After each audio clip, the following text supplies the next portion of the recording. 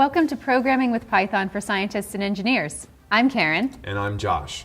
So far in this series, we've learned about variables, expressions, statements, lists, strings, loops, conditionals, and most recently, about the power of functions. An important part of programming in any language is to create code that is well organized and can be reused. Along the way, we have written several Python script files that included specific functions. How can we reuse these in other Python scripts so that we don't have to code the same functions over and over again for different projects? In Python, the organization and reuse of code is through modules. The module is a very important concept in Python. But what is it? Modules are programming units that should consist of related variables and procedures that form a cohesive block of functionality. Modules allow you to organize your code into logically connected units. In fact, in Python, every program file is a module. Most of the time, we use modules written by other programmers. There are hundreds of modules and packages. Packages are bundles of modules that we can use for many tasks. But to use them, we need to know how to make them available to our program.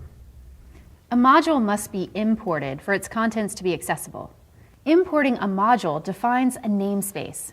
That's an environment that holds a group of identifiers, such as variables and function names. You can think of a namespace as the family name of these identifiers.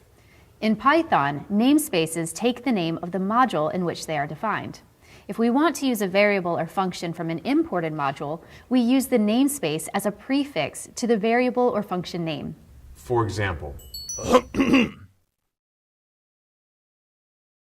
if we don't like the name of the native namespace, we can change it. Namespaces can be renamed only when the module is imported, not afterward. we can bring individual function names into our current namespace with a different form of import, such as this. Both the square root and exp functions are defined in the math module, and we now have these functions accessible within our current script without the need to use the math namespace prefix. Most modules contain a lot of functions, and we may need to use many of them. For instance, if we want to load all the symbols, functions, and variables in the math module, and we don't want to keep typing the word math, we can use from math import asterisk. This isn't a good thing to do for most modules or packages, but it's common to import math this way.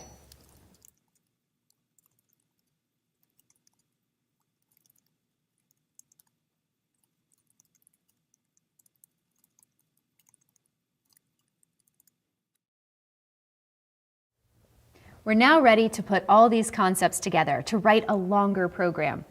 When you write programs, it's a good idea to put the general work into a function conventionally called main.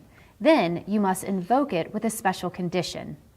Let's try this on a concrete example. The problem we're going to solve is to implement an ancient method for finding square roots.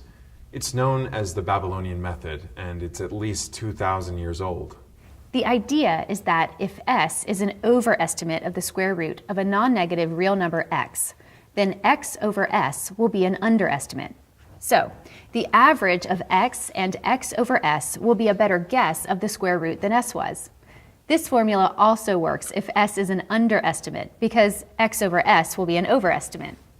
We can repeatedly compute for new values for s until the difference between the old and new values is small, usually given by a specified tolerance. The Babylonian method is very fast. It approximately doubles the number of correct digits at each step.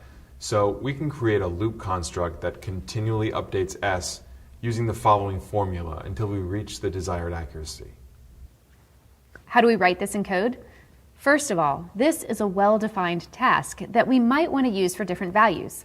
Let's write it as a function called bab square root. It will need one argument, the number whose square root we want. Let's call it x, and it will return the approximation of the square root of x.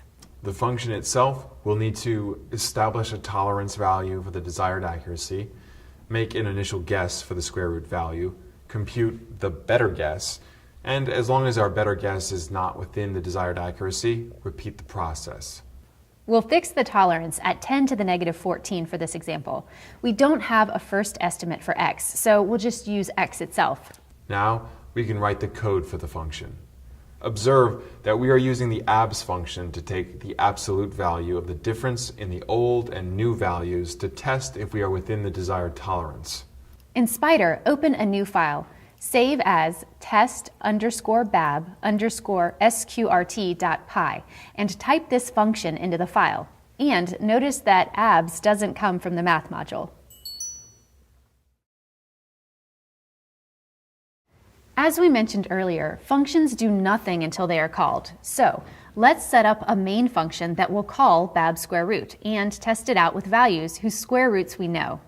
In the same file, test bab_root.py, type in the following main function. And run the code. So far, so good. The only value that seems a little strange is the square root of 0, but the accuracy is within our tolerance. Now let's try a handful of other values. In the editor pane, modify tests to the following. Again, run the code. What happened? It prints the results for square root of 2 and 10.3, but appears to be stuck on -2. Go ahead and click on the red button at the top of the IPython console. Let's think about what's happened. If we reread the description of the Babylonian method carefully, it says that it works for non-negative real values, and we tried to give it a negative value. Well, you might say, we just won't ever give it a negative value. But wouldn't it be better to have the function check for conditions that might prevent it from doing its job properly? For example, we could choose to have it return none for a negative value. That's easy enough to fix. Just insert the line, if x is less than 0, return none, as the first line in the function above line tall equals 1.e -14. This statement will force the interpreter to exit the function if x is a negative value. Otherwise, the interpreter will continue with the rest of the function. After adding this line to the bab_root function, rerun your code.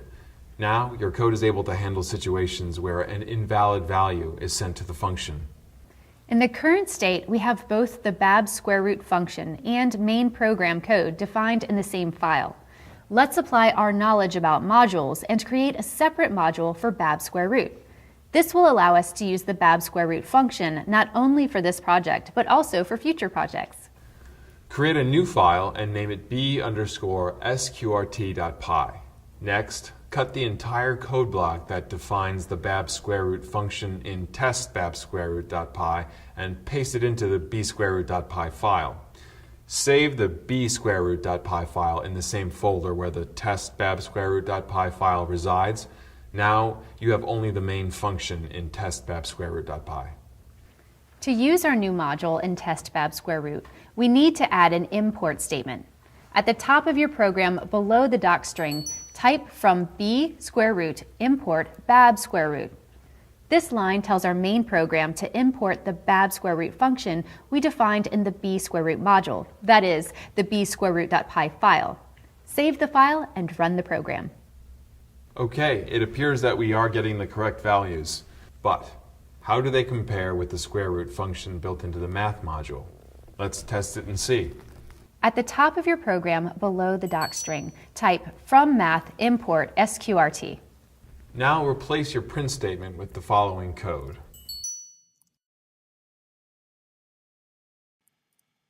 The \t inserts tabs in the output, and the lone backslash at the end of the line allows us to continue a long statement to the next line in the editor. The \t and \/ do not appear as characters in the printed message. And run the code. That looks good. That's it for this episode of Programming with Python for Scientists and Engineers. Thanks for joining us. Don't forget to complete the exercises for this segment. Next time, we'll learn about an important package called NumPy.